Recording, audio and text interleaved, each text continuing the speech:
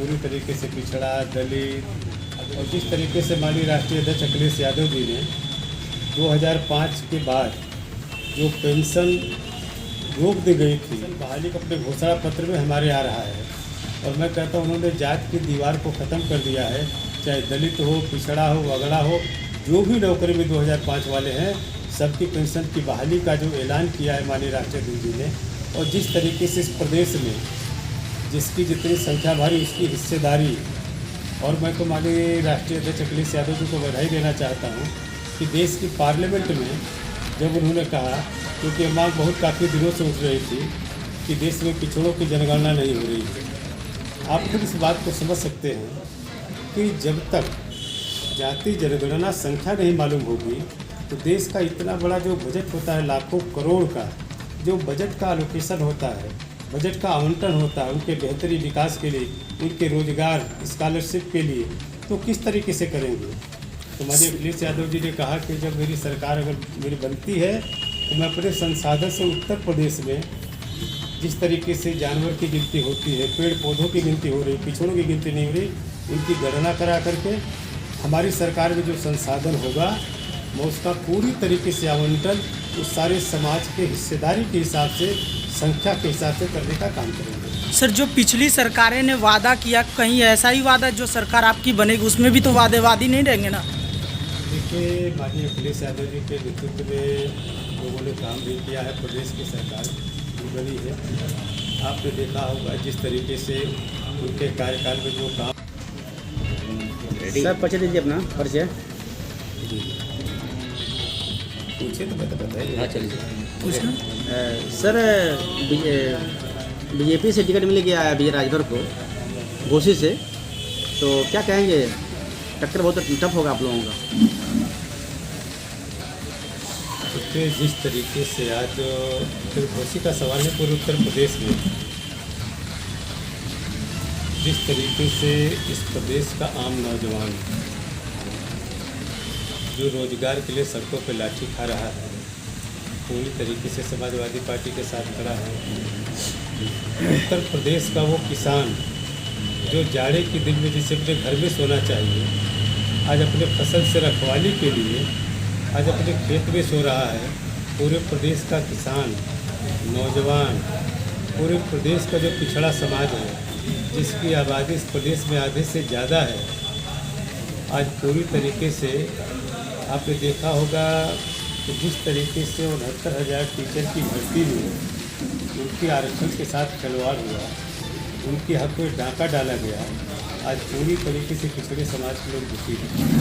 जिस तरीके से प्रयागराज में वो नौजवान अपने हक अधिकार के लिए मांग कर रहे थे, जिनके ऊपर इतने गंभीर तरीके से पीटा गया बंदूक के कुंडों से, तो आज पूरे प्रदेश का जो पिछड़ा है, दलित है, नौजवान है, किसान है, सारे लोग इस तरीके से पीड़ित और प्रताड़ित हो रहे हैं। और सारे लोग समाजवादी पार्टी के राष्ट्रीय अध्यक्ष माननीय अखिलेश यादव जी के नेतृत्व में जो भरोसा पैदा किया है, सारे लोग एक साथ खड़े हुए हैं। इसलिए पूरे प्रदेश में घोषे ही नहीं, पूरे प्रभावित हो रहे हैं। ये चाहे देहात, चाहे लखनऊ मेट्रो का हो, चाहे रिवर फ्रंट का हो, चाहे लोक भवन का हो, चाहे एक्सप्रेस वे का हो, ये सारे जो काम हैं, इंटरनेशनल स्टेडियम हो, इस तरीके के बहुत सारे काम हैं। और आने वाले दिन में चूँकि मैं तो देख रहा हूँ पूरे प्रदेश के आम जनमानस में जिस तरीके से उनके मानस पटल पे माननीय अखिलेश यादव जी और उनके जो गठबंधन के साथी की तस्वीर घूम रही है। आप गाजियाबाद से लेकर गाजीपुर तक जाएंगे, पूरी तरीके से समाजवादी पार्टी के नेतृत्व में जो गठबंधन है 2/3 बहुमत की सरकार बनाने जा रहा है, और निश्चित रूप से जो हम कहेंगे उसको निश्चित रूप से पूरा करने का काम करेंगे। सर, ये मेरा लास्ट क्वेश्चन सदर विधानसभा से है, जो मऊ का है, जिसमें आप प्रचारक भी बनेंगे। यहाँ अगर गठबंधन की सरकार, गठबंधन जो भी अगर मुख्तार अंसारी को टिकट देगी तो क्या आप उनका प्रचार करेंगे? देखिए, हमारे गठबंधन से जो भी प्रत्याशी आएंगे, समाजवादी पार्टी हो चाहे प्रकाश राजभर की पार्टी, जो भी होगा, जो पार्टी मुझे निर्देश देगी मैं उसका अक्षरशः और ईमानदारी से पालन करूँगा। मगर आप पिछली सरकार में तो आपने इन सब लोगों को गुंडा राज कहा था, इस बार क्या उनके लिए आप प्रचार करेंगे सर? अगर आपके पास रिकॉर्ड कहीं होगा तो मैं किसी के बारे में कोई अनर्गल प्रलाप कभी करता नहीं। अगर आपके पास रिकॉर्ड होगा तो मुझे बता दीजिएगा, तब मैं सफाई कर दूँगा। ठीक है। रोटी नहीं है, कोई लड़ाई नहीं है।